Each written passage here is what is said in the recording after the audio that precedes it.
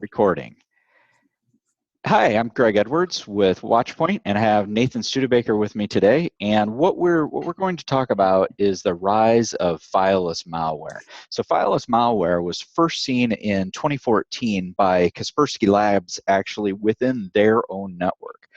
They named it Dooku 2.0, and it was running on several of their servers and was exfiltrating data.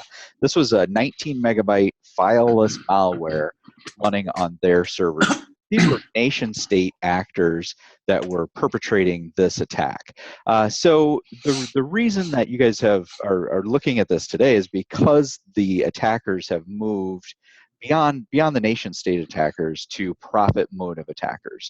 And that's exactly what we're going to talk about today, is how these profit motive attackers are utilizing fileless malware to attack commercial systems. So Nate, if you would, please go ahead and start us off.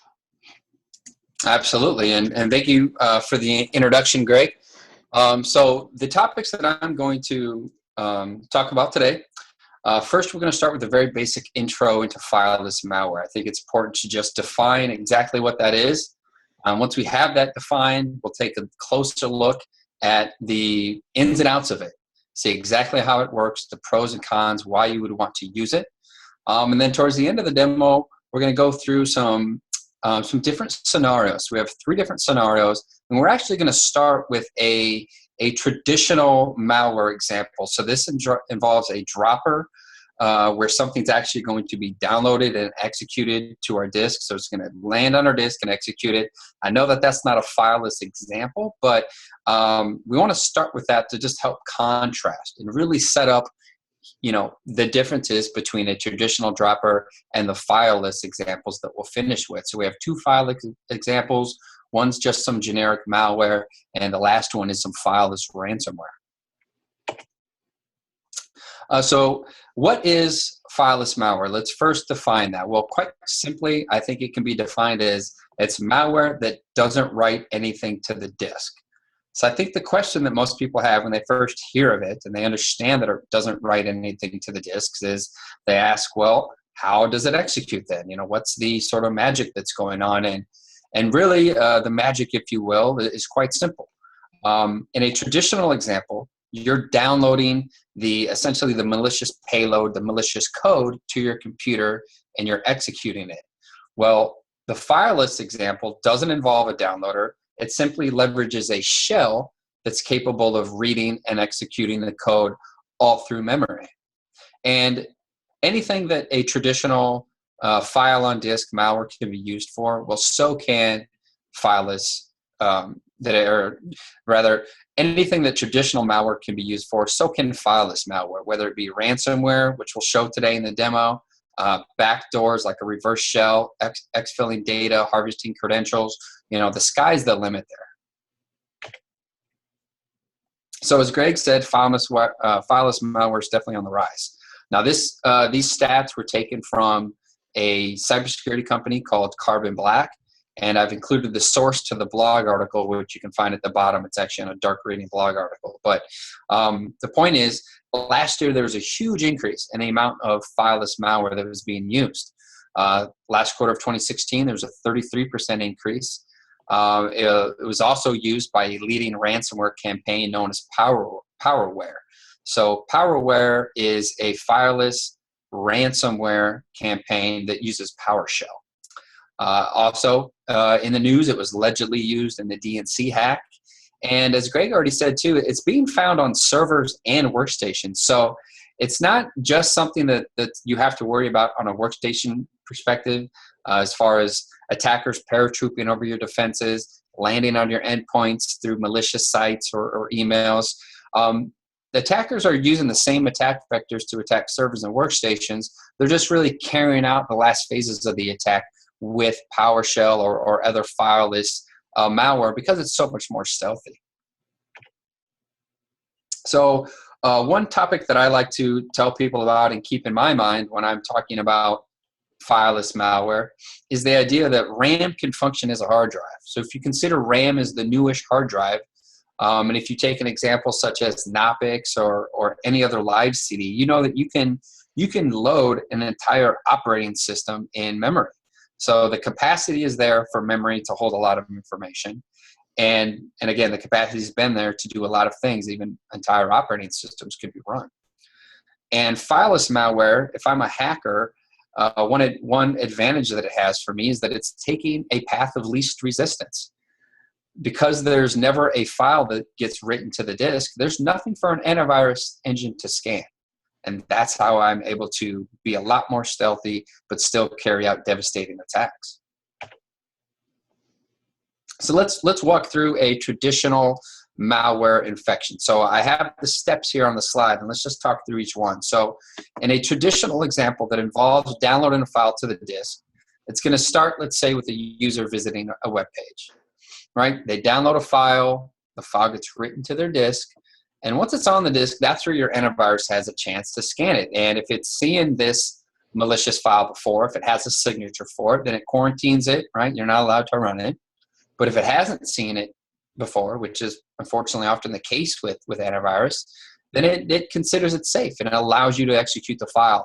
And that means that then you have really infected yourself. You've downloaded it, it passed your AV scan, and now you've infected yourself with some malware. But if we contrast that with the fileless example, we see that the exploitation actually happens a lot quicker. So let's walk through that. The first step, again, is going to be my user visiting a page. The next thing that happens is I interact with the website. And that could be something as simple as visiting a web page. Maybe it's filling out a form or clicking a button. We're actually going to do both of those in our demo lab. But once you've interacted with the site, that's when really the first necessary component of fileless malware kicks in, and that's spawning a shell. Okay, so once the shell is spawned, now we have the ability to run malicious code. And again, nothing ever touches the disk. There's nothing for antivirus to scan. This is strictly done in memory, right? And they're leveraging shells. If you're a Windows computer, you've got many different attack vectors available to an attacker by default. Command prompt, PowerShell, WScript, even JavaScript is supported natively in Windows. And those are all being leveraged to carry out these attacks. And I actually have some PowerShell code that's kind of to the left of that RAM stick, which is a legitimate code. It's the same code we're going to use in the demonstration today. It's the same type of formatted code that we've actually seen, I've personally seen, used in the wild. And we'll explain more about those components, the different switches, and what it all means. So something else that's important to keep in mind is that it's not just malware that is using command shells. Legitimate programs use it too. On this slide, I have two screenshots. I have one at the top and one at the bottom. And upon initial glance, it's not really apparent what one is malicious and which one wasn't. And I'll just tell you that one was malicious and one wasn't. If you look at them both, they both involve an Internet Explorer as our parent process. And then they both have a child process that is a command shell. For our picture on the top, we happen to use WScript as our command shell, whereas the picture on the bottom, we're using command.exe. Now, if I was to stop there, I don't think you'd be able to tell me, and I certainly wouldn't be able to tell you which one was malicious or not. But I happen to also be showing a child process of pawn.exe that has our parent process of command.exe. So that was something that was done in my test lab. Malware developers don't give their files obvious names such as pond or ransomware.exe and things of that nature. But the point of showing this slide is that legitimate programs do this function in the same way that our malicious programs do. And that's what makes, part of what makes incident response so difficult. So now let's talk about the pros and cons of fileless malware. And this is from an attacker's perspective. If I'm a cyber criminal, what's my motive for using these? Well, one thing that I kind of already touched on was we have common shells. I know that across any Microsoft Windows computer on the planet, I'm going to have PowerShell, command prompt, WScript, JavaScript, all already there at my disposal, and that's if they didn't even install anything else. If you're using Linux, you have Bash, you might have Python, and a host of other types of shells. So I have common shells I can leverage to attack a system, right? We talked about, the fact that by definition it's fileless, so that makes it very evasive. Because of all those factors, it's harder to detect. There's not many signatures being created for this stuff. So as a hacker, I can reuse the same commands, the same attacks over and over. Now, the biggest con to it is that it's not persistent. And what I mean by that is my payload, my malicious code is being done all in memory. So if that system is rebooted, part of that means that the memory gets cleared and now my malware is gone. So that is a big downside. But I will also say that a lot of perpetrators are really blurring the lines of fileless malware. They're still going to not use a dropper. They're still going to use a command shell and run everything in memory. The only part that they're blurring the lines of fileless is the actual persistence. And instead of writing a file to disk where it's more certain to be scanned and caught by antivirus, they're actually maintaining persistence strictly through the registry. So they'll store their malicious code in the registry and put it in the startup location. So if the computer is rebooted, the memory may be cleared, but upon boot up, it gets loaded back into memory and it stays there. And they take advantage of the fact that not a lot of companies, not a lot of businesses are doing full registry scanning and or alerting. So now that we've kind of covered what fileless malware is, let's go into the demo environment so I can explain how things are set up so that once we're running these actual examples in our lab, it'll just help make sense of everything. So let's first define a couple things, and I'm making some generalizations here, but for the most part, your typical environments can be put into two categories. You have your less secure environment, and that's where everyone has full admin rights to the computer. There's no application whitelisting or anything that would prevent a user from installing any application they want. And your really only security other than firewalls and spam filters is antivirus. That's the less secure setup. The more secure setup involves revoking and or restricting the use of admin rights. So that's where you're going to say, okay, only certain people get admin rights. Most people get standard user rights, right? Then you back that up with actual application whitelisting. So not only have I removed admin rights, I'm also restricting what applications can be installed. And then I'm further backing that up with antivirus. And we've actually chosen to use the more secure environment for our demo lab. So the computer that I'll show you here in a moment, it's a standard user. I don't have admin rights. I do have an application whitelisting set up via Microsoft software restriction policy. And we're backing that all up with AV. And the purpose of that is to just really demonstrate to you that despite these best practices, I can still bypass all that security with fileless malware, okay? Now, the software restriction policy, it's a disallowed policy. I usually get a lot of questions on this, so I'll cover it briefly. Disallowed means deny by default. So unless you're in C program files or C Windows, or in this case, C support, you can't run. So just wanted to get that out of the way as well.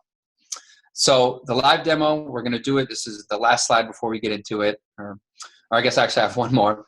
But again, we're going to start with a drive-by download. So this is where I'm going to visit a site. I'm going to interact with it. And this is going to be our traditional malware example. We're going to download a file to the disk, and we're going to show it bypassing SRP, essentially as if we didn't have whitelisting. And we're also going to show whitelisting preventing it. So it'll just hopefully help set up and give some contrast to a traditional method that involves downloading and running a file to the disk to the last two scenarios that we run through, which is our fileless malware, the first version being PowerShell malware, and then the last one being PowerShell ransomware. So getting to our lab here, again, I've got a standard user. I don't have admin rights. I'm restricting what software applications can be installed via SRP. And essentially what that means is when you take away admin rights from a computer, pretty much the only place that a user can write and execute files to is the app data folder. And you supplement that, you know that that's a security hole, so you supplement that with something like a software restriction policy. So my users restricted app data, and I'm further restricting what they can even run there. Now the actual attack, the shell that we're going to leverage, again, so keep in mind, again, all fileless malware, including this one that uses a dropper, they're leveraging a shell of some sort. So we're going to use command.exe. We're going to then call on the background intelligent transfer server, BITS. And BITS is a service that's installed on any Windows operating system. It's there by default. It's running. And it's going to download and execute our dropper. So I have the actual command, which we'll go over just briefly and go into more detail once we're in the lab. But essentially, again, our shell is going to be command.exe. We're going to call on bits admin to start a transfer job, which goes out to the web, http://demoserver.com, and it's going to download this pawn.exe. And then if you notice, I have the C user's username. I have that path. Then I have the ampersand start. So what you can do with bits is you can tell it to download and execute the file at the same time. And that's actually what we're going to do here in our lab. So Nate, before you move on here, just wanted to make the point that this is the non-fileless version of a malware example. And that's where that pawn.exe is the actual file that's getting downloaded and then executed. So this is the non-fileless version, and that's what Nate's going to show first. Yep, thanks, Greg. Okay. So here's I'm going to get this screen over here. So here is our Windows 8 computer. And what we're going to do is first just demonstrate that that I am a restricted user. I can't just install any old application that I want. So I'm going to go ahead and go out here and we'll try to download Google Chrome.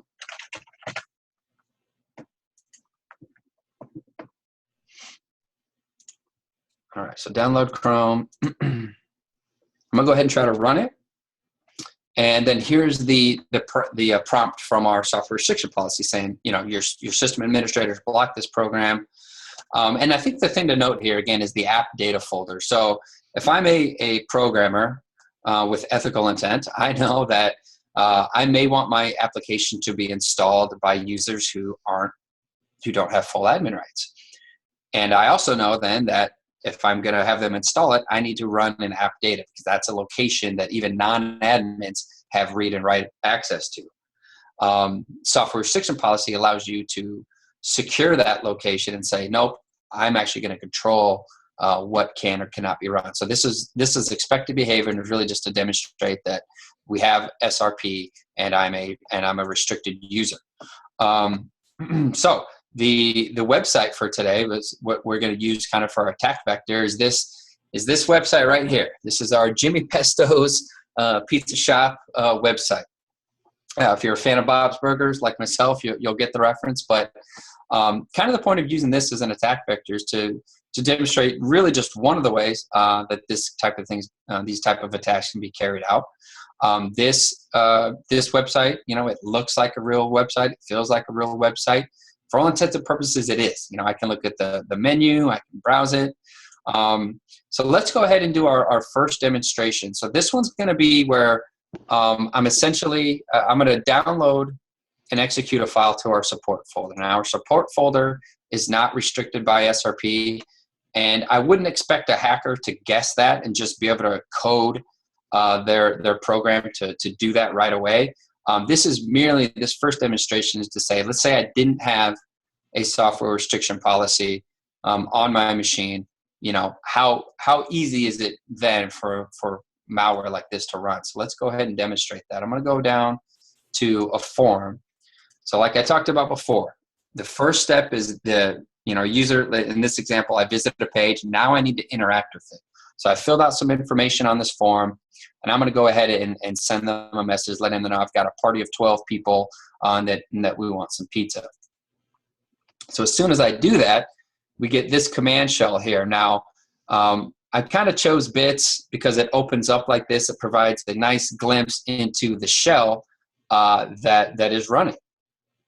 And now I've got this other pop-up on my machine about my computer being locked. This was actually a screenshot from the Windows XP virus, an old virus that used to say, you pay us $29.99 to remove this virus. So this is a common technique that some malware uses to extract further information and get money from the victim, from the target. Got this pop up here as well. But let's now that happened pretty quickly. So let's walk through it a little bit slower maybe. So I'm going to view the source of the web page and kind of pull back the curtains a little bit more about what actually happened. So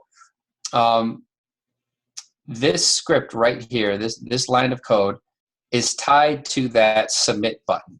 So once that submit button is executed, my browser is essentially telling the computer to open command.exe,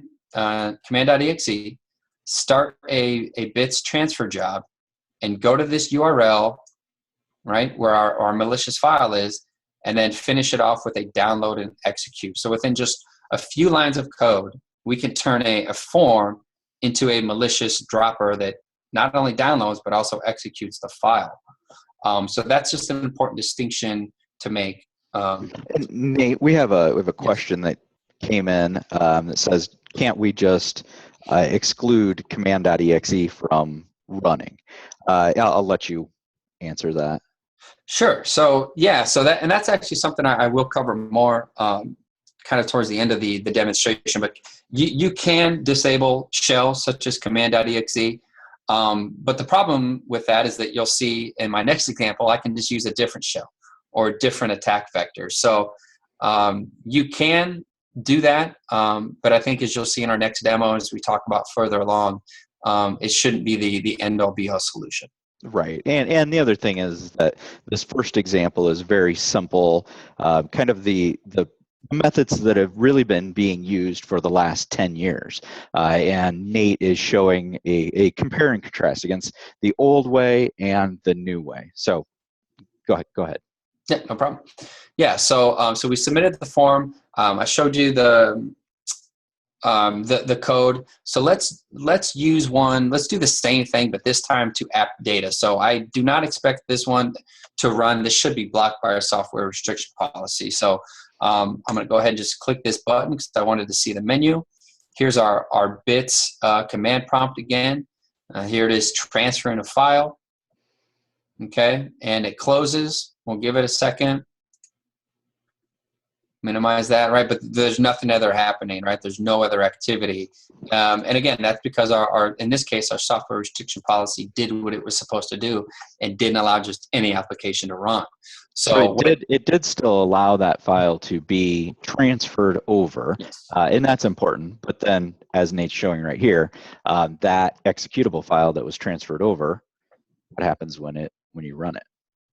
Exactly. So yeah, so if we try to run the file, we get that same prompt like we had before saying, sorry, this directory is restricted, contact your administrator. So we expected all that to happen, but just wanted to provide that first glimpse of, file on the disk versus a file versus fileless. So let's go ahead and I think I have another slide to show you, and then we'll move into the fileless example.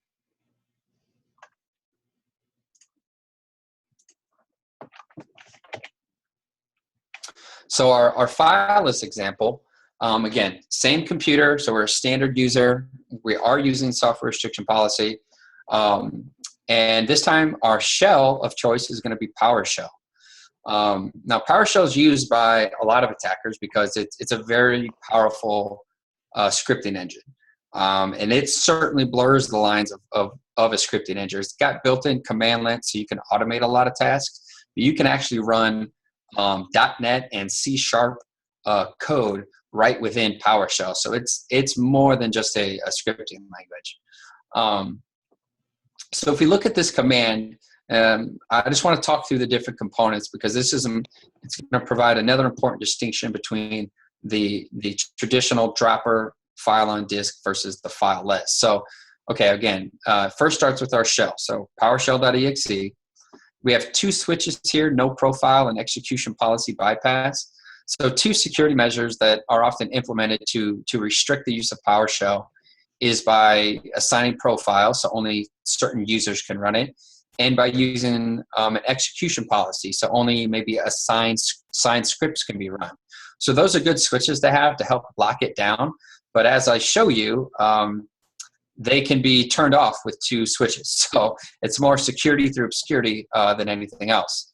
The next switch is Windows style hidden. So we're going to see the initial PowerShell command prompt open. A typical malware developer is going to hide all of that.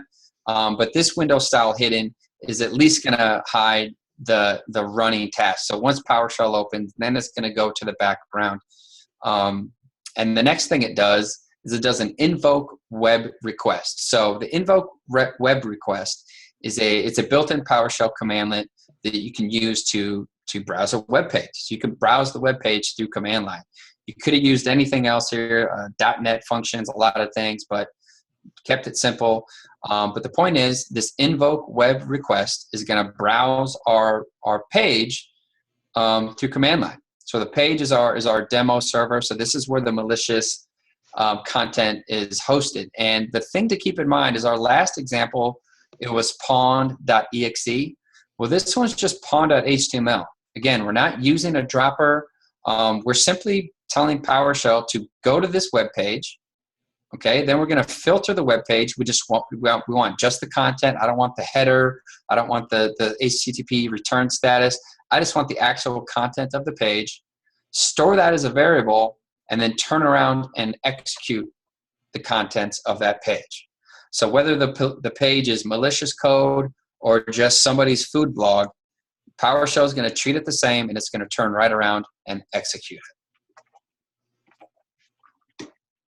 So I think it may help to first start off and let's look at the page in question. So for this one, I'm going to use a different page. This is going to be the book. This is our social media page we're going to use here. It's looks and feel like a typical page, right? You can see my groups, my interests, my events. You can see my photos, things like that. Like I said, no reason not to trust this at all. I can even post to my wall here, which I'll do real quick. Hello world. All right, perfect. Now, again, the user has to interact with the site somehow. All right, and we're going to do that today via this friend request. But before we do that, oh, go ahead, Greg. That doesn't necessarily have to be filling out a form and clicking a button, or like you're showing here, where you're going to click that accept button. It could be any number of things, and can be simply just visiting the page. Yeah. Thank you for that distinction. Yes, ours is involved like clicking something, but that type of drive-by attack that simply you just went to the URL is actually probably more common for the malware developers. But the interesting thing here, let's look at our source again. So before I run this, let's take a quick glimpse at what's actually going to run.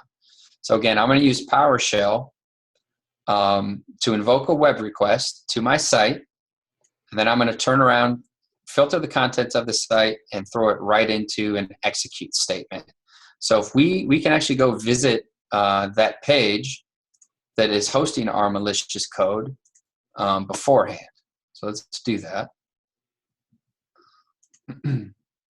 So this is all PowerShell code. So all that I really need to have happen again is the user to interact with my web page, and I'm already serving up malicious code via this page. So once I click on this accept button to accept this friend request, PowerShell is going to go out to this page and then execute all the code. So let's go ahead and do that. And actually, before I do that, I do want to get one thing running. I want to open Process Explorer. This is going to give us good insight into it's showing the fileless aspect.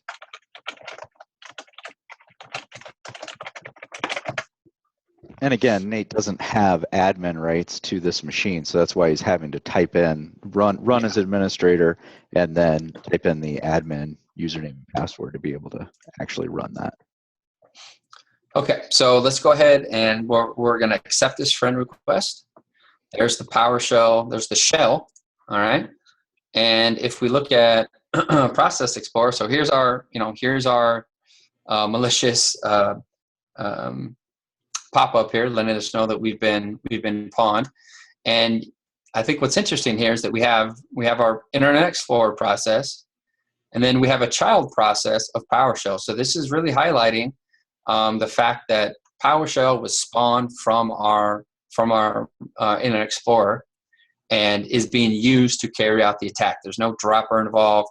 It's simply just doing all this in memory, which is what we're seeing here. This is like looking in Task Manager. And if I highlight PowerShell, we can actually see the command line again that PowerShell actually invoked. So aside from just seeing the process tree, I can actually see the commands there as well. So I'll go ahead and close that.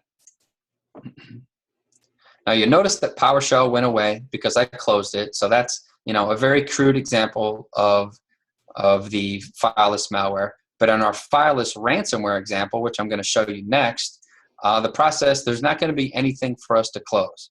It's going to be what I call the silent killer. So before I do that, I want to just do something to show to everyone that this is indeed ransomware, that it will indeed encrypt files. Connected to my computer, I have a Z drive, and on that Z drive, I have some data out here. Delete this. Start with a new file. So I have some directories out here. I have some actual data. So this is all just going to be used, or more so used by the ransomware. The ransomware is going to go out to this drive. It's going to start encrypting the data. So I'll go ahead and create a file here and kind of show you the before and after. So I'll call it a file, and I'll do my unencrypted text. Okay. So this will be a nice before and after, because once we run the ransomware, again, it's going to be the silent killer. It's going to run it in the background, and we'll come back and look at this file and see if it's actually encrypted or not. And Nate, before you actually start that, will you show that code also? Oh, yeah. Yep. Thanks for yes, absolutely. So this code is a little more involved, but this is actually all of these are homegrown malware that Nate has created, and I'll let you explain, Nate, what we're looking at here. Sure. So once again, I know that I'm going to be able to spawn a shell, and all I need to do is serve up the malicious code somewhere. And this is the PowerShell ransomware that, like Greg said, that I developed in-house. So this is actual ransomware. We actually created this as a free tool that we give away on our website. It's called the PowerShell Encryptor Decryptor. And what it allows you to do is test your own defenses. That's the purpose behind creating it. You can run actual ransomware that's going to encrypt files, but with the added benefit of being able to decrypt the files afterwards. So, again, we built it as a way to test your defenses. There's really no better way to know if your defenses can stop ransomware than to have actual ransomware. So this is kind of pretty much the same thing, but without all the fallout of not being able to get your data back. And you can see right on line, what is it, the 5th line there, which types of files it's going to go out and encrypt. So he's saying, go attack these specific kind of files. Most ransomware actually will attack about 25 to 30 different types of files. So just wanted to point that out, that it's going to go attack those specific kind of files. Yeah, exactly. I mean, this one, was coded with some specific behavior.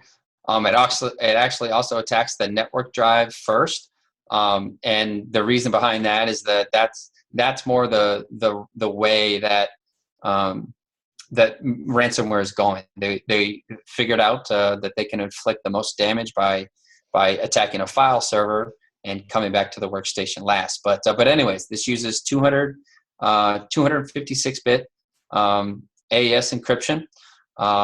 So it's a very, very secure encryption algorithm, and it's all said and done. I think it's just under like 200 lines of code. So it's not a whole lot that you need to actually have to create ransomware. And again, once I run this, the way we're serving this up is through the decline button. So what's going to happen is once I decline the request, we're going to have our PowerShell process spawn, and it's going to go out to this page and then download and execute the contents of the page. So, and again, just to recap, we have our file here that's unencrypted.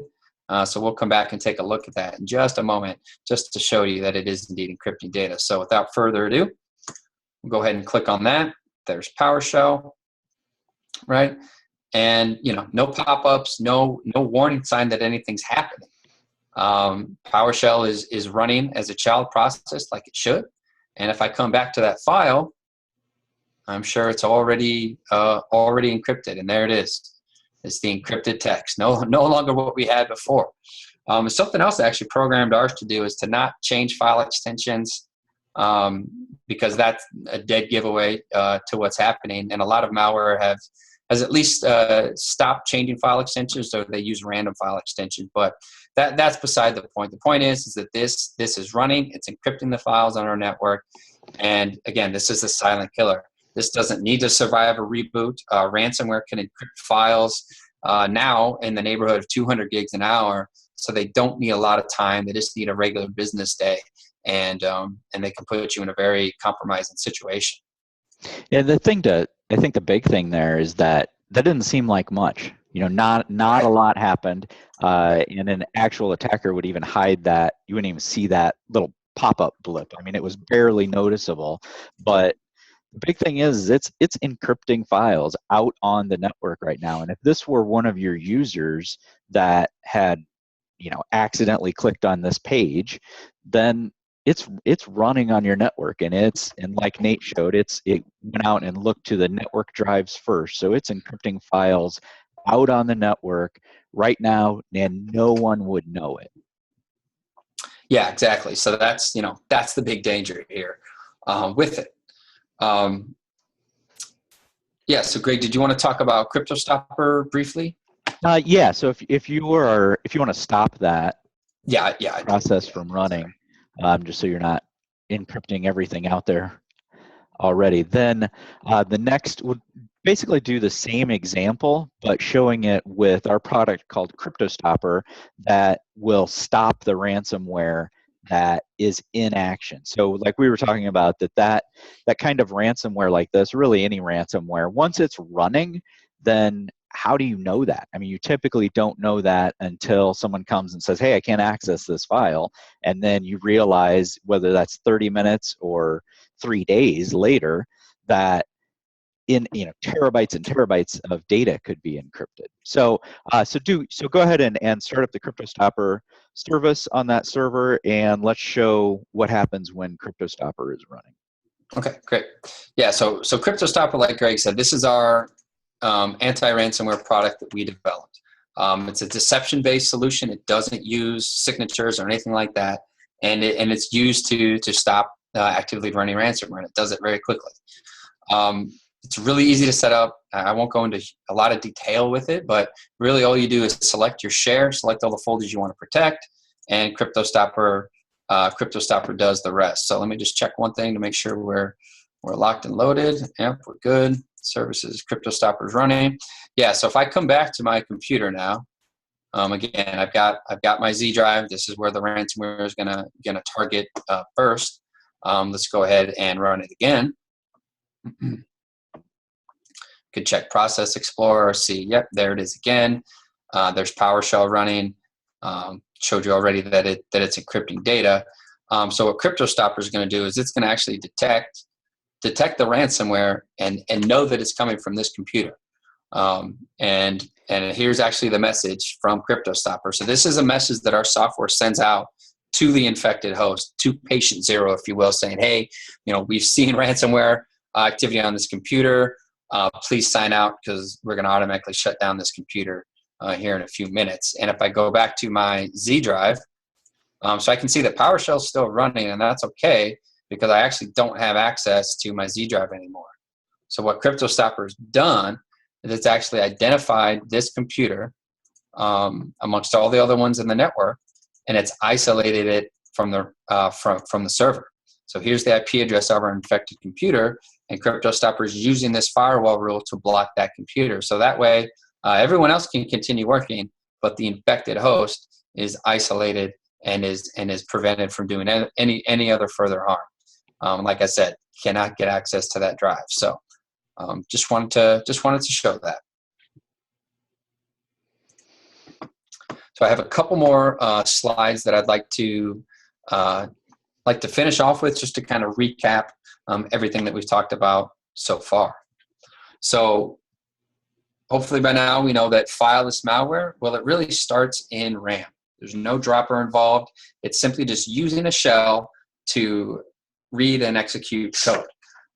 Something interesting here, even though I've demonstrated how the code can be hosted on web pages, some attackers are starting to now use DNS records. And they're doing that as just another stealthy way, just another thing for you to have to worry about as far as your defenses go. If you've ever set up like an SPF record, it's actually a DNS TXT record, and essentially they're taking the code similar to what I have in bold at the bottom of the slide, putting it on the DNS record, and then they're calling it with their shell. So again, starts in RAM. It leverages a shell to read and execute the contents all in memory, and then once that's happened, that's when the malware infection begins. All right. So the question that everyone should be asking themselves is, how do we defend against this?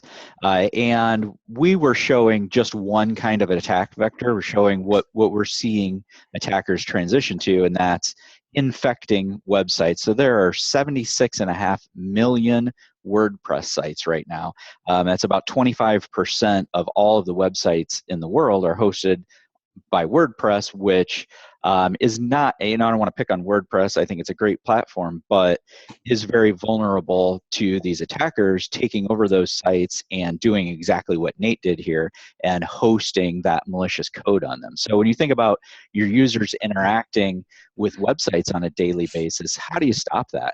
And we break that down into reactive systems and active systems. So Nate, if you want to proceed ahead. And we're not going to go into great detail on these, but a reactive system is an incident of compromise tool. So endpoint detection, one of the slides that Nate showed, is actually a system we use called Carbon Black, and it allows you to endpoint recording essentially, and then compares that against incidents of compromise. And the reason we call that reactive is because it has to happen, and you take action after the fact. And then some tool would be another example of a reactive tool. Active tools would be DNS sinkholes or black holes, and CryptoStopper, like we showed. So CryptoStopper, on average, will stop a post-infection. So ransomware actively running on the network will stop it in, on average, 17 seconds. So with that, I know we've got a few questions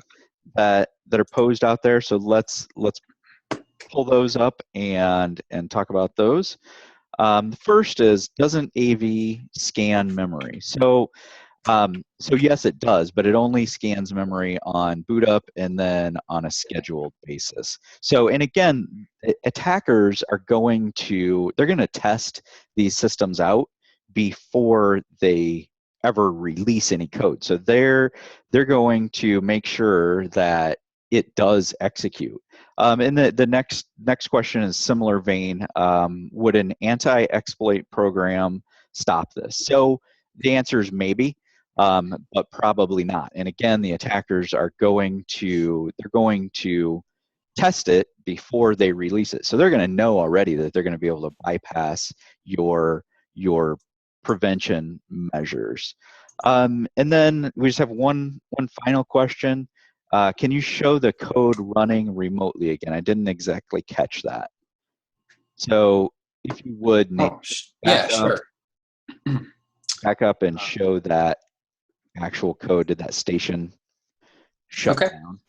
Yeah, yep. Give me one sec. Yeah, so CryptoStopper, the good thing about it is it will shut down the PC for you, in addition to isolating it on the network.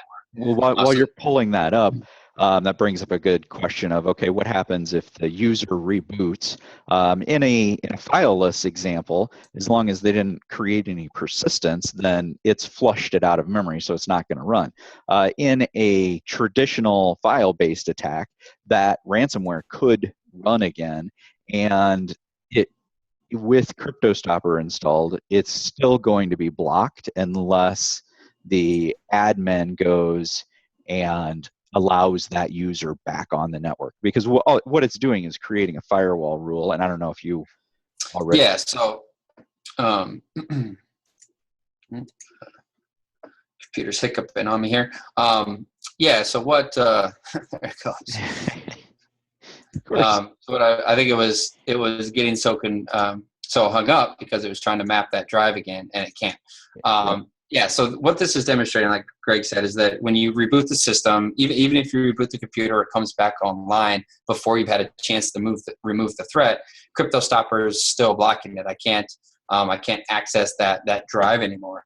But once you do get it cleaned up, once you do have the system virus-free, CryptoStopper, all you need to do to allow that computer to talk to the server again is to remove the IP address from the rule. So within a couple clicks, now I can go back to my workstation and I've got my drive again. But yeah, I guess to follow up with that question, let's go ahead and look at, go back to our social media page and we'll look at that code one more time. Yeah, so this is the example of the fileless. So this is where it's executing PowerShell, and I don't want to steal your thunder here, Nate, but executing PowerShell and not downloading a file, but just executing it. So go ahead, Nate. Yeah, exactly. So it kind of treats it's treating the web page. It doesn't care what the web page has hosted. It's just treating whatever's on it as code, and when the web page is hosting malicious code, it obviously then can be used against you. And that, I know when I was first getting into this, it was it was almost a letdown. It was almost deflating, like, oh, that's all it is. But I mean, that's all it is. It's that simple that all I need is a shell, something like PowerShell, and then from there I can invoke a web request to my web server, right? Filter the contents of the page. So I'm just really getting the code, and then turn right around and invoke it as a script. So PowerShell is a very powerful language, but it's, but it also can, as I've shown here, can be weaponized. And I guess one other interesting point that I haven't talked about yet is the hard coding of this path. So this is something that an attacker would do. They know that C Windows, System32, Windows PowerShell, version 1, PowerShell.exe, that is the path to the Windows PowerShell on every single Windows computer out there. So they can hard code that. That's a very easy thing to do and know. And yeah, they're just kind of leveraging that to, like I said, read the contents of a page, which happens to be listed here. And why don't you show that again too, and we'll finish up with that, Nate. Okay. Yeah, so the ransomware, again, that's kind of what the page looks like. Something a user would, not visit, but that's not the point. PowerShell can. So. Right. All right. Well, thank you everyone for joining us today. We'll wrap up with that with a little bit of 220 lines of scary code. So thank you everyone for joining us. Have a great day. Bye. Thank you.